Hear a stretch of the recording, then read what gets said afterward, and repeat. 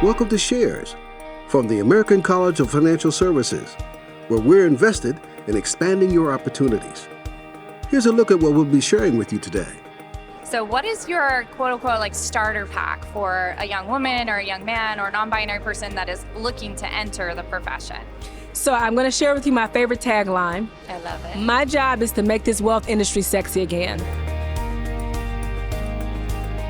I'm Lindsey Lewis, the Managing Director of the Center for Women at the American College of Financial Services, coming to you live from the Conference of African American Financial Professionals. Today, I'm joined by the CEO of CAAAPP, Sheena Gray. Thank you so much for joining us. Thank you for having me. We're happy that you could be here, despite all of the travel craziness, right? Slight craziness. Yes. Can you share your personal journey into financial services, from working at a teller at age 14 to leading DEI at JP Morgan, and now the CEO of CAAAPP? So tell us more about your path.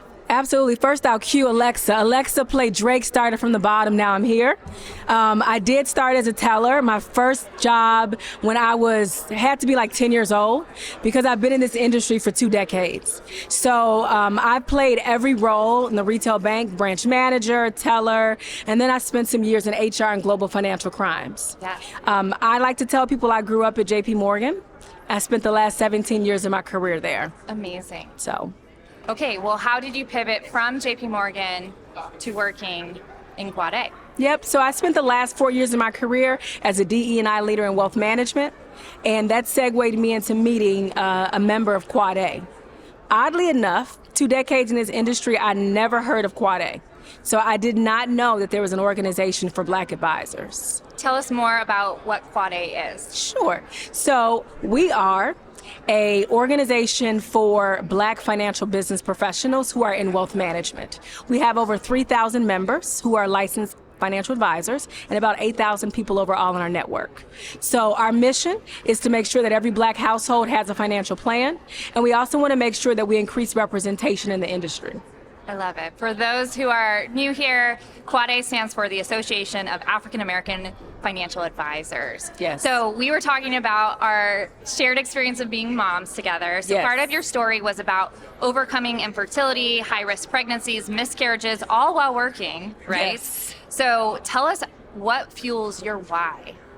What fuels my why is my babies. So like you just shared, I'm a mama of 6, and they fuel me every single day.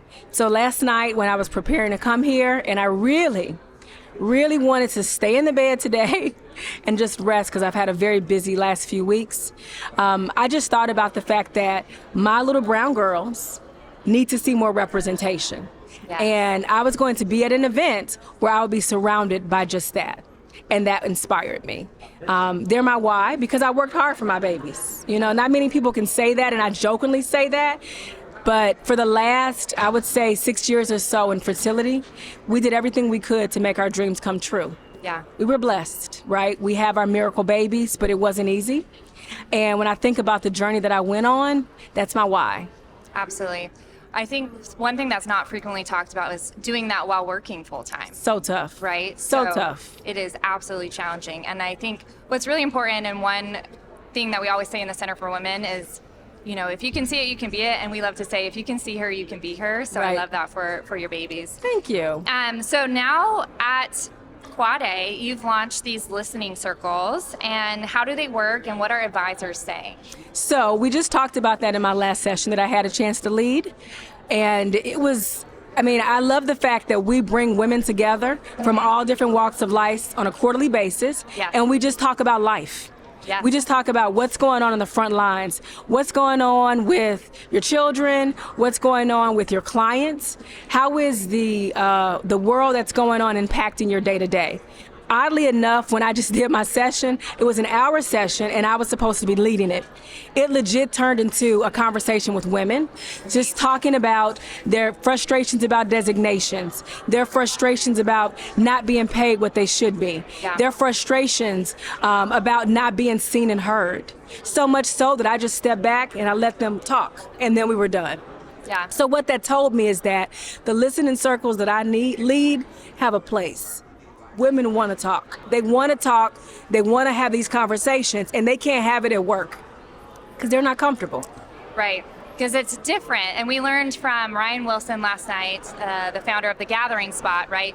Where to build community, we need to gather, grow, and give. And I think often with women, that community piece is really about having those types of conversations. So now a challenging question for you. So DEI efforts seem to be trending backwards in some places, being eliminated. You said DEI isn't a Black thing, it's a human thing. So how have you navigated those headwinds in today's environment? So I think I navigated by continuing the conversation when people don't want to. When I say it's not a Black thing, we are human first, right? When I start my morning calls at work, it's not welcome to this Black organization. It's welcome to work today. Yes. It's human conversations. We need to start taking a step back when we talk about D&I and think about the world that we want our children to live in. Yes. It is a world where everybody loves each other, lifts as they climb, help each other grow, help each other get to the next level, and it should not matter what color your skin is. Correct. And so that's when I say humanize the conversation and looking at it through a human lens, is that looking at the fact that we are all human and being inclusive is just doing the right thing. Absolutely. And it doesn't matter what race you are. Absolutely. Yeah, at the college we have a commitment. One of our strategic focus areas is around representation. And one important question I have for you as well is, for advisors and firms listening now, what are 3 ways that they can take steps towards fostering inclusion within their institution? The first step I would say is having conversations like we do at Quad A with those listening circles. What I heard today, an hour ago, is that these women in that room want to talk about ways to progress. They don't have anybody to tell it to. They don't have a safe space being created for them at their offices.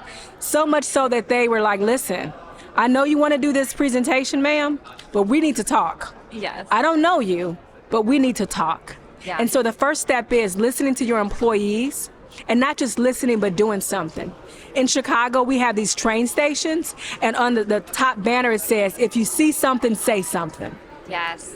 And not if you see something, say something, but do something. I add that piece. Yes. And so as an employer, if you see that this group is underrepresented, somebody has to say something, but then somebody has to do something, right? Or we're just spinning our wheels. And employees want to see that. They want to see those actionable things. Amazing. So having those conversations, how have you seen it impact people when you have conversations around pay equity, sponsorship, other listening forums within organizations? Like, how have you seen that impact firms? I've seen people copy and paste what we do, and I'm fine with it. Yes. Like, just rinse and repeat it. Yes. I mean, I think that's the way that we grow, right, as a society. It's okay. I don't consider it stealing. We're all in this together. Yeah. So if we're doing something at Quad A and you love it, take it to the college. Right? Take it to JP Morgan, take it to Citi. Yes. And implement these strategic ways to help a more inclusive environment where people feel like they belong. Yes. Imitation is the greatest form of flattery, Absolutely. right? And we don't have to reinvent the wheel. And I think that's what's really important is that there are solutions out there that folks can adopt without having to come up with a whole new system and process internally. Okay, so part of our representation strategic focus area is really around emerging advisors. So for folks who are exploring this field, you mentioned the importance of mentors and sponsors, exploring non-advisor roles. So what is your quote unquote like starter pack for a young woman or a young man or non-binary person that is looking to enter the profession? So I'm going to share with you my favorite tagline. I love it. My job is to make this wealth industry sexy again. Ooh, I love that. So I don't have a packet or a kit, but I can get one together because I like that idea, kind of like a new advisor in a box type of deal, where I can just hand it over to an advisor and say, this is the blueprint for being successful. Now, if I had that box, I would be a millionaire. So since I don't, I would say to start off the kit is just having a conversation with someone who has done this work and has been successful, and me being the connector. I like to consider myself the connector in this industry. So you're a new advisor, you want to be successful, let me connect you with one of our partner advisors that can help you do just that. And I think they together can help you with your kit. Amazing. Yeah, with our next gen students yesterday, there was a student here and he mentioned that the fortune's in the follow-up, right? It is reaching out, it really is making those connections. And we know that young folks, Gen Z, the most interested profession that they're interested in is actually financial services. And so how do you feel as though for Black and African American advisors who are younger stepping into this profession, what tidbits of advice would you have for them? I would say find a mentor very early on, which is what I did not do in my career as an advisor, and I didn't stay an advisor. I was lost in the shuffle.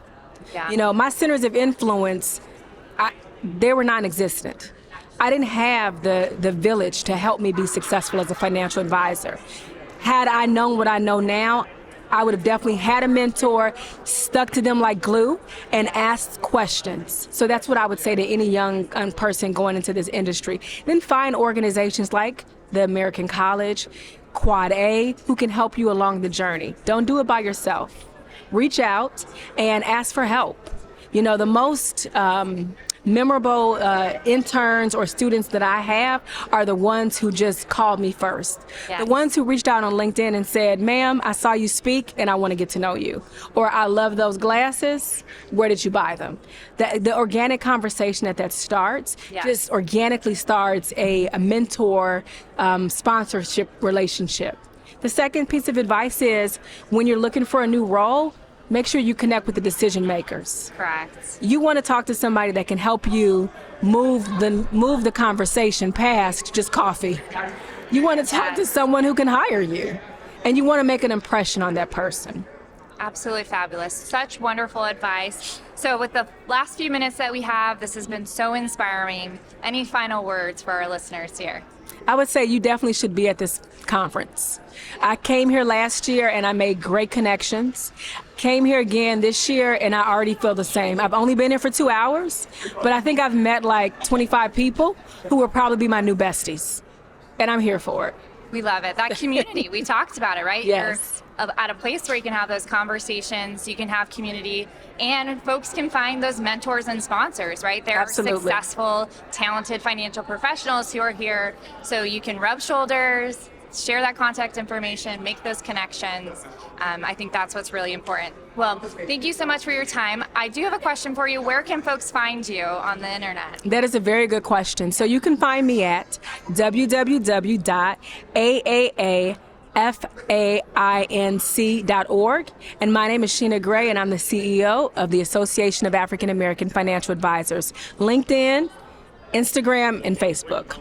Thank you so much for joining us and for being here. Thank you. That's all for now.